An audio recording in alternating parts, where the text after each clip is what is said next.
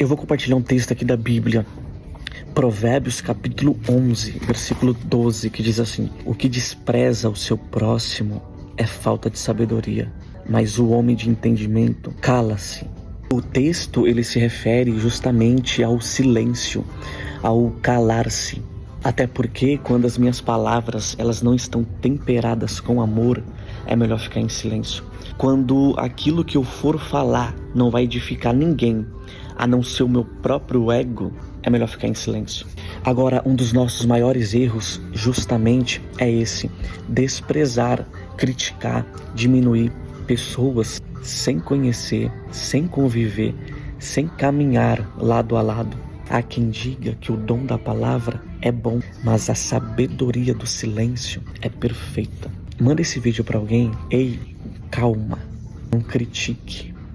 Cada pessoa tem o seu potencial.